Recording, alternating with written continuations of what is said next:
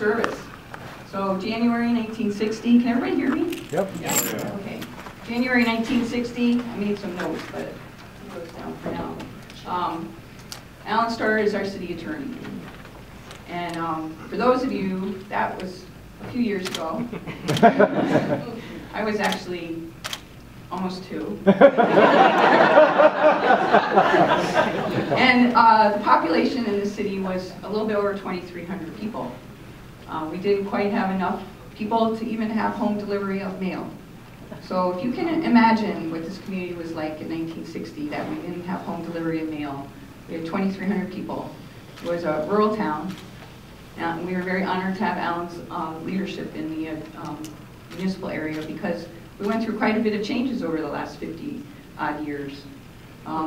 Right after he became municipal attorney, we had a charter rewrite, and then we had a lot of exciting times in the city. We've grown a lot. We had the Ford plant come in, and that pretty much doubled our tax base here in this community.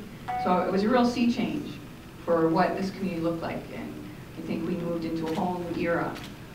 We had a lot of really visionary leadership with mayors, with business parks, and then we had the Phillips property. And along the way, we had quite a few cultural activities. I think the Sister City, the Brecken Sister City, started, I think, 46 years ago. And I know that you were active in that. You've had a lot of families and visited a lot of families in Wales and also in Germany.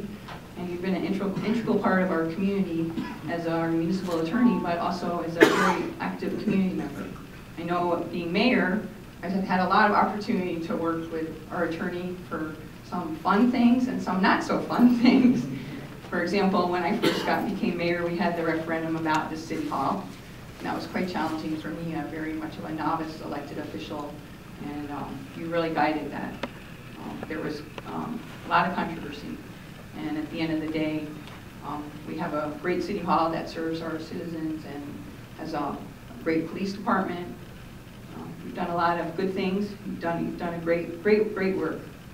I know you were also really active with the rec center. You were on the chair of the building authority for the rec center, and we also, I don't know, some of you may remember this, I know the city staff remembers this, the Naturist, the night that we had Fox News here. And again, Mr. Grossman is our calm voice. And I thought a lot about this, how to talk about Allan, because he's a dear friend of mine. And I've been very honored to garner his friendship. He's a very professional man, very measured in his thoughts. And that's been very needed. You know, political times, they can go through some really tough times. And I think the stability of this community, so my analogy is, he's our rudder of our city. So for those of you that sail, you know there's a tiller and a rudder. He's a rudder. The tiller is what you hold. You want to talk about this? The tiller is what you hold that you can see, right? That's what you can see. So if you think of a ship, a tiller would be the steering wheel that's on the top. That's what you can see. So the staff and the council here is what you can see. The mayor and the council, the policies that we make, we're the people that you can see, and Allan is the rudder. That's under the water, actually. So most people don't see the rudder. But you can imagine having a tiller that wasn't attached to anything. I think you sort of see that analogy. And that's really what I think of when I think of Allan Grossman. So we've been very fortunate, and the city is stronger and better because of you.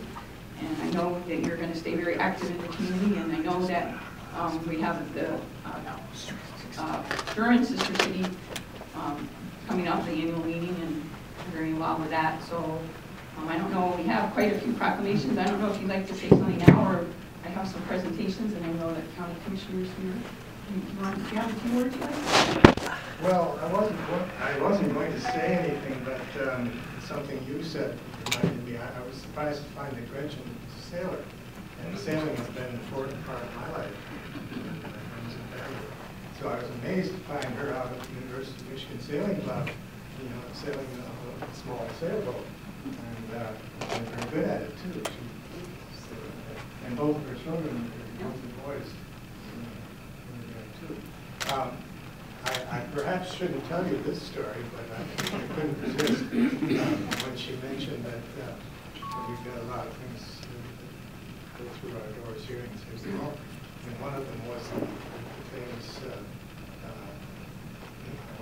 it baffled by the confrontation between Saline and the Nudist Society. I had to make that decision too. Was there something I could do as prosecuting attorney? And I looked up the law and it said nothing about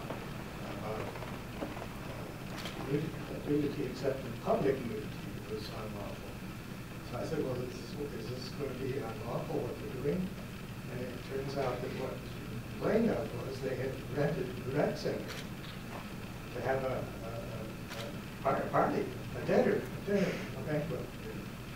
And we were all kind of nervous as to what might happen when this occurs. In fact, I had a hearing on it in the council here, that people were lined up back to the door wanting to speak. And much to my interest, about half of them were in favor of the society, and about half of them weren't. But anyway, that's not the point I was going to make. So the night they were going to have this big party. Jack Zero, is Jack here?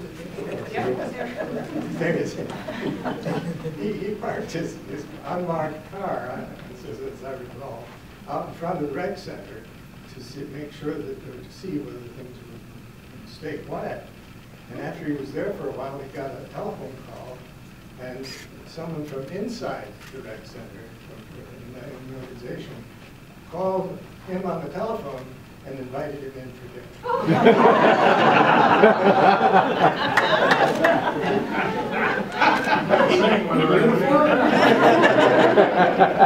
I think he declined.